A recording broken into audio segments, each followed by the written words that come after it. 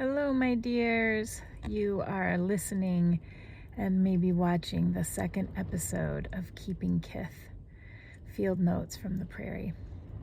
Now, the idea behind this podcast / what I don't even know what to call it, listening practice, was to go out onto the prairie and share little bits of our life here with you in an effort to sort of introduce you to my more than human neighbors. So that includes weather, grass, the different animals under our care. So I was going to come out today and sit by where the pasture that the horses are in. And if you happen to be watching, then you can see them in the distance. But I'll just say the pasture that I am now parked beside is I'm not going to try to go out and walk to the horses, because in the time between when I left the house to come to this pasture, we're having like a little funny sideways blizzard event. And there's snow. There's also a lot of just, I don't know, stuff flying from the neighbor's field. And I was going to walk out, but instead I'm just sitting in my car because I drove to this part of the ranch. I was in town and I just drove out, and yeah, that's how fast the weather changed. And the wind is just epic right now. So I'm gonna open up the door for 1 second so you can hear what the wind sounds like. I think you can probably hear it even when I'm inside the car, but I'll just so you can hear it.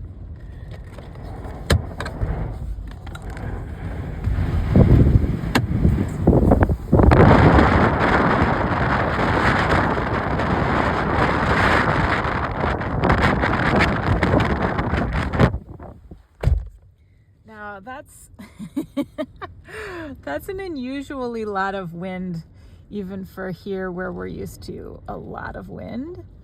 And it's interesting because if you listened to my first episode last week, then you know that I have developed a relationship with the wind over the last, I guess 15 years since moving here. When I first got here, I had lived in the Midwest for a fair part of my life, so I thought I knew about wind. I mean, one of those places being Minnesota, which is a windy place too. So I thought I kind of knew about wind, but I was totally unprepared for what wind is like here, because it, as I said last week as well, I mean, we get gale-force winds. We get Category 1 hurricane levels of wind just as a thing that happens, and not even, again, from a storm necessarily, but from the fact that that's just the climate we have, I guess, and that there isn't a lot for it to run into. That's the nature of living on the plains, I think. And because it's where we live here on the shortgrass prairie, it's very dry.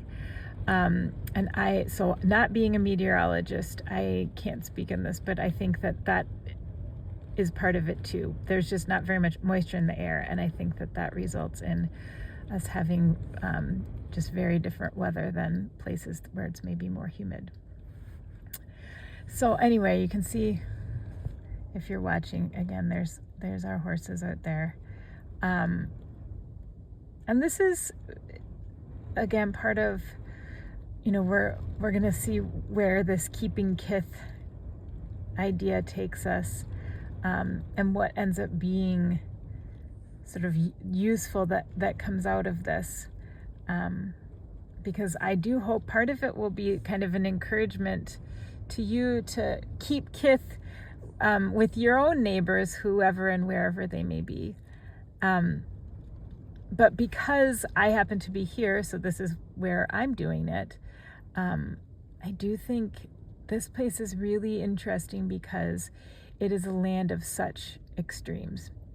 the shortgrass prairie is.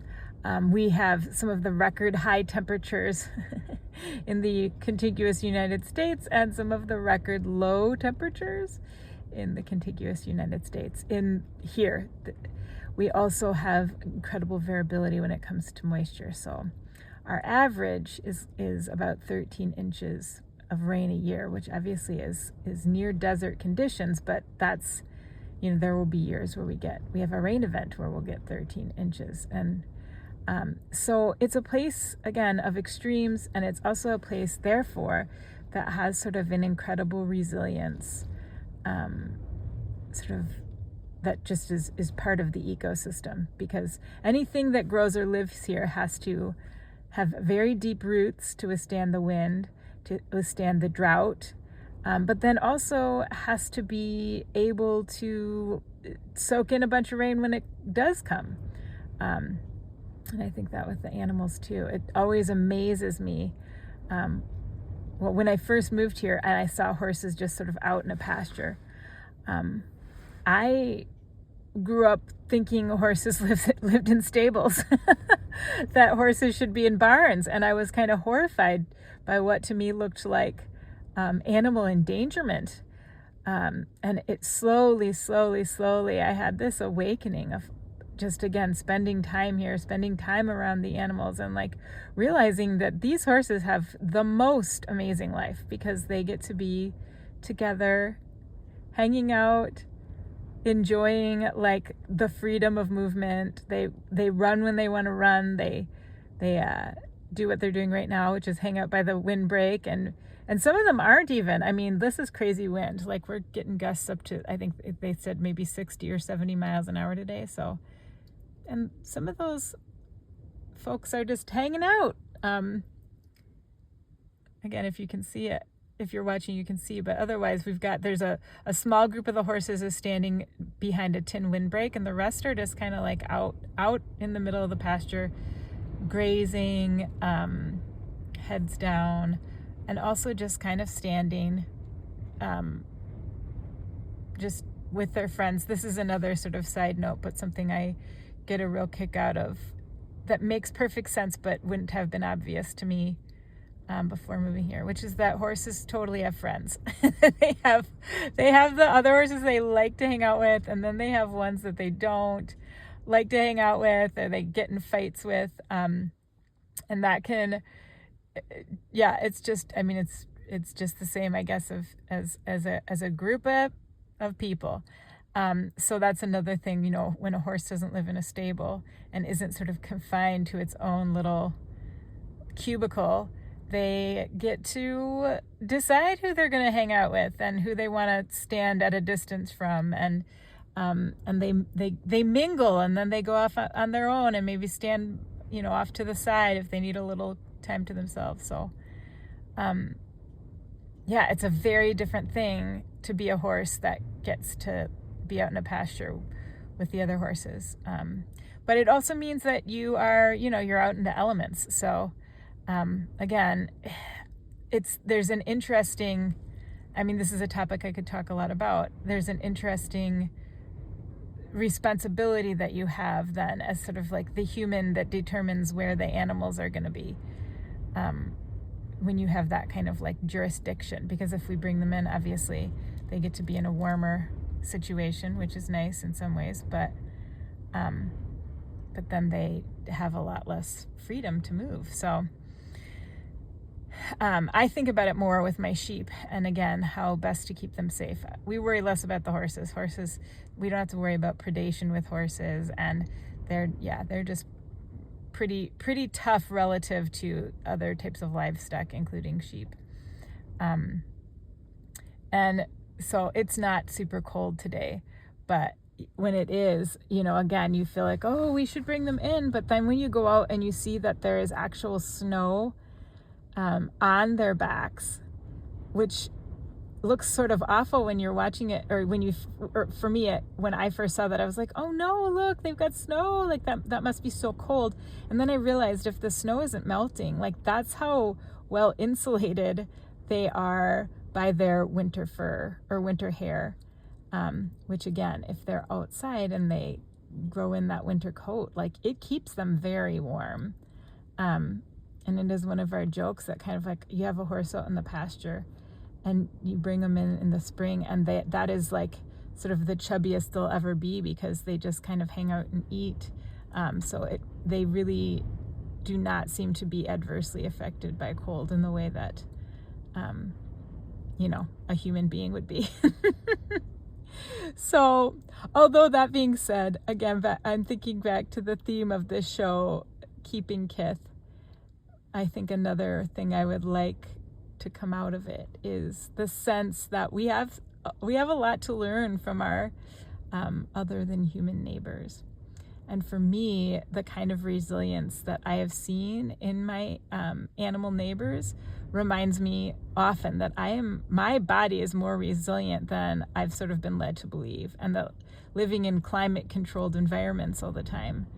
The cold feels a lot worse when you're not used to being out in the cold, but the more that I am going out to do chores or have things that I need to do outdoors, and then just kind of get used to the cold, and then you don't like brace against it in the same way, maybe, I don't know, but it just, being out in the cold doesn't scare me the way it did, I think, when I was more used to being inside when it was cold.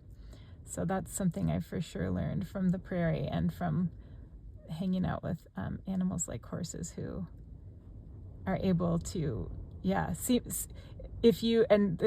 I'm actually watching some of my dogs are running by too. We've got a Great Pyrenees, which if you've ever seen one of those, she's a livestock guard dog, and she's one of those big white dogs that look kind of like part dog, part polar bear.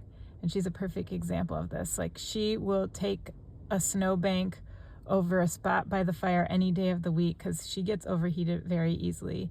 She'd much rather be out in the wind and weather doing her job guarding than coming inside, unless it's really, really, like, unless we're talking like -20 or something.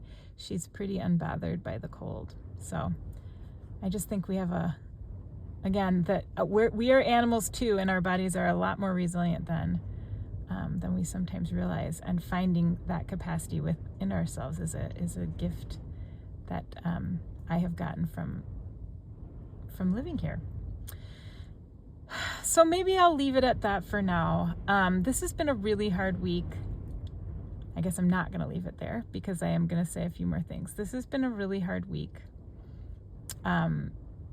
I'm from, as I just said, I am from Minnesota, or I lived in Minnesota, went to high school there, lived there after graduating from college.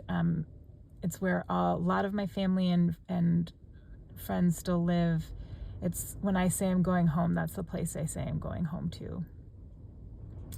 And I have just been absolutely devastated by everything that's happening there. And big picture, I'm devastated, and small picture, I'm devastated, as in like literally dear friends and family. What they are experiencing is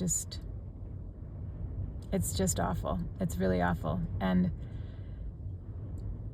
if you don't know about it, I really encourage you to, reach out to me, actually. I was going to say, do your own research, but don't, because maybe at this point in human history, we actually need to just be talking to other humans that we know in real life, or that we know, that we have a real relationship with, because it is hard to know what's really happening anywhere with the amount of misinformation that we all now have access to.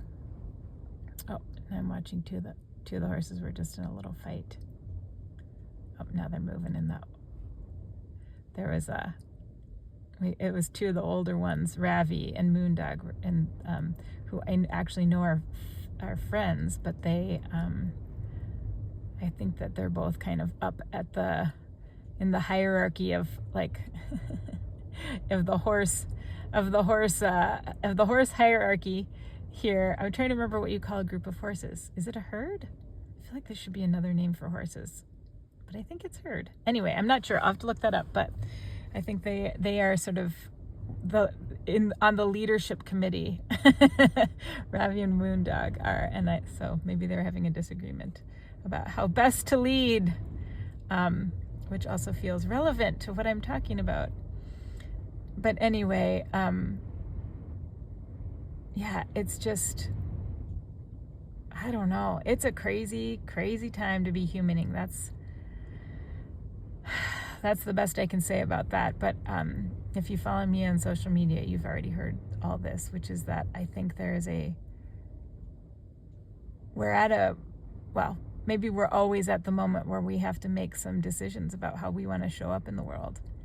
And I know, I have no doubt in my mind, I know that the way I want to show up in the world is with love and compassion, and with an eye toward mutual thriving, and with an understanding that how to be living in community is not obvious, especially not right now. I think a lot of us have lost the skill of how to live in community, and building that back again is part of what I want to figure out with keeping Kith, and what I want to share with you, both the wisdom that I've garnered from my life here in the prairie, and the questions I am still trying to answer. But in the meantime, I love you so much, Minneapolis, and I'm really sorry.